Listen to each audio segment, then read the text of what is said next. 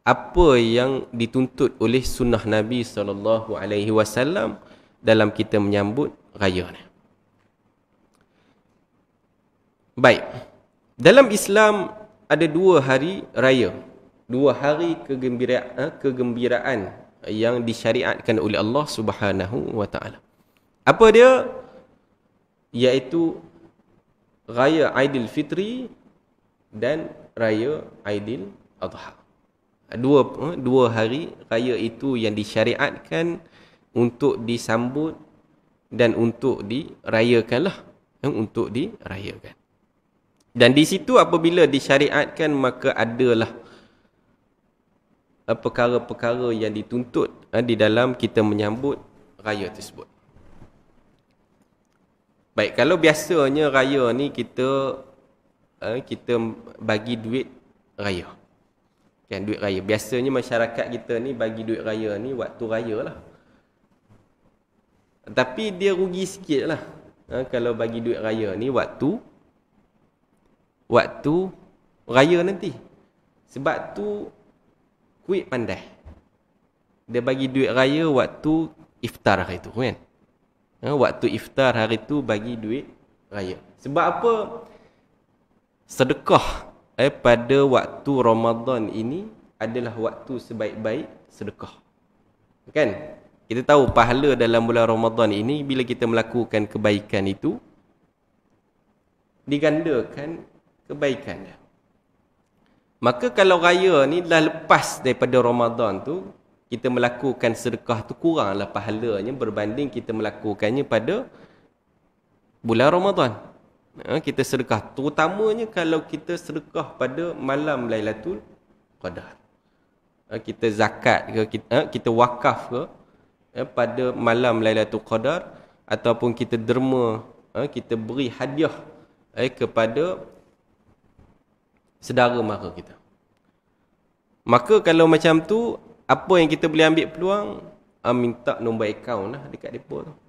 Kalau nak nombor akaun saya pun boleh. Kalau nak bagi lepas ni pun boleh. Tak payah nak bagi duit raya waktu raya nanti. Waktu lah. Waktu lah. Kalau raya nanti dia sibuk, dia buat lupa kan. Ini seringat lah. Makna nak kata bahawa duit raya itu kalau lebih afdalnya diberikan pada waktu bulan Ramadan. Sekarang ni pun dah ada macam-macam nombor akaun ke apa ke kan. Nak bagi pada ibu bapa kita, nak bagi pada adik-beradik kita, kesempatannya berilah pada bulan Ramadan berbanding kita berikannya kepada dalam Aidilfitri. Baik.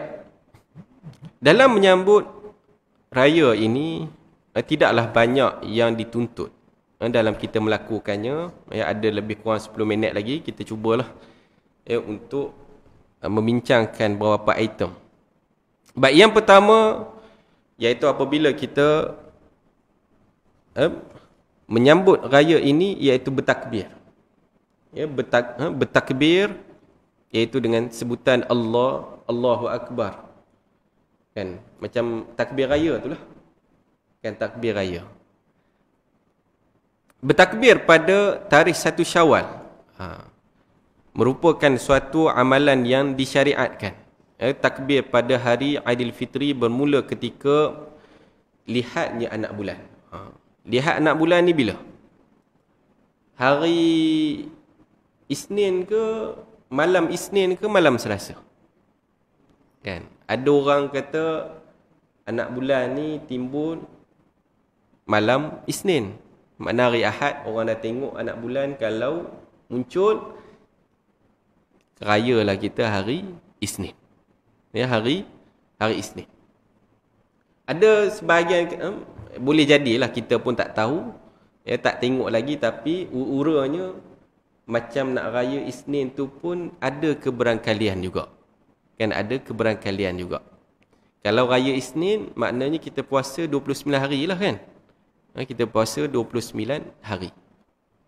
Tapi wallahu alam, kita tengoklah dia punya keputusannya untuk bila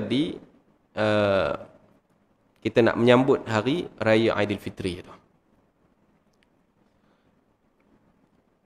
Baik, jadi apa yang kita perlu lakukan ialah bila lihatnya anak bulan itu, maka kita disyariatkan untuk kita bertakbir. Bagi apa? Bagi menyambut tentang kenikmatan kita melepasi amalan-amalan yang kita lakukan pada bulan Ramadan ni. Jadi bulan Ramadan ini kita telah berpuasa kerana Allah Subhanahu Wa Taala. Kita dah beribadat kepada Allah Subhanahu Wa Taala. Kita meninggalkan apa yang dihalalkan dalam bulan Ramadan ni. Kita nak tinggalkan gulai pada waktu lunch tu, bukan senang. Kan dah menjadi kebiasaan. Kan. Dr. Mat, jom kita pergi makan gulai, Ustaz. Tapi bulan Ramadan ni tak boleh lah. Kalau boleh pun boleh lah, tapi kena pergi dekat Penang. Musafir dululah. Kan, musafir agak-agak pening kan. Boleh lah nak makan nasi kandar tu. Kalau kat sini ramai kenal Dr. Mat ni. Jadi dengan banyaknya pengorbanan yang kita lakukan pada bulan Ramadan ini, maka layaklah bagi kita itu untuk menyambut raya. Untuk menyambut hari raya. Jadi apa yang disyariatkan itu iaitu kita bertakbir. Tak kiralah bertakbir seorang diri ke ataupun bertakbir secara ramai-ramai itu. Tetapi apa yang kita syariatkan iaitu kita bertakbir. Kita bertakbir. Yang kedua iaitu melafazkan ucapan selamat pada hari raya Aidilfitri itu. Macam kita lah. Kan? Apabila kita menyambut, kita mengucapkan kepada orang, kepada saudara mara kita, taqabbalallahu minna wa minkum. Semoga Allah menerima amalan kami dan amalan kamu. Kita ucapkan kepada sesiapa yang kita jumpa. Sebab tu kalau raya ni banyak poster. Kan? Orang ni buat poster, orang tu buat poster. Dr. Mat nanti adalah poster tu dia dah simpan dah, siap-siap. Kan? Poster untuk memberikan ucapan. Itu sunnah lah tu. Jadi setiap orang kena buat poster. Buh kat dalam Facebook ucapan. Menyambut selamat hari raya Aidilfitri. Yang ketiga, meneruskan qiyamul lail. Meneruskan qiyamul lail. Jadi walaupun pada bulan Ramadan itu kita dituntut untuk melakukan qiyamul lail, namun apabila kita ada latihan dalam bulan Ramadan itu, kita perlu meneruskannya dalam pada bulan-bulan yang seterusnya. Apabila masuknya Syawal, kita teruskan juga untuk kita mengerjakan ibadah qiyamul lail. Sebab itu dalam kata ulama apa dia, bulan puasa ini adalah madrasah. Madrasah untuk melatih hawa nafsu kita. Kan apabila Allah membantu kita mengikat syaitan ini, tetapi kenapa kejahatan itu masih lagi berlaku? Kerana nafsu yang ada pada manusia. Jadi walaupun nafsu ini daripada manusia, yang ada pada manusia, kenapa dia boleh buat jahat juga? Sebab tok guru dia setan-setan tu lah. Syaitan-syaitan itu walaupun telah diikat, telah dibelenggu, tetapi anak murid dia iaitu nafsu maintain dalam melakukan, menyuruh kepada kejahatan. Sebab tu ketika bulan Ramadan, syaitan-syaitan ni dia dah bagi wasiat siap-siap. Dia kata hang kena buat ni sebulan ni. Jadi 11 bulan tu aku dah latih hang. Waktu sebulan ni lah nak hasut manusia ni untuk melakukan perkara kejahatan. Dan yang keempat, iaitu disunnahkan kita mandilah pada pagi raya tersebut. Itu adalah dituntut. Kadang-kadang ada orang ni mungkin terlalu seronok menyambut raya ni, dia tak dan nak mandi. Dia tak dan nak mandi. Sebab nak kejar solat raya tu dia tak mandi. Bukan kita lah. Ni orang di tempat lain. Orang di tempat lain. Dan yang kelima, iaitu kita disunatkan makan sebelum solat Aidilfitri. Kita perlu makan. Jadi kita pancarkan kegembiraan, syiarnya iaitu kita pancarkan gembiranya kita pada hari tersebut. Ni kalau tak makan ni, dia nampak monyok sikit lah. Kan? Dia tak nampak gembira tu. Sebab, ialah lapar kan? Lapar. Jadi, kita pun tanyalah Dr. Mat, awak nampak pucat ni. Dia kata sebab, itulah kat rumah tadi tak dan nak makan. Tak dan nak makan ketupat sebab nak bekerja pergi solat.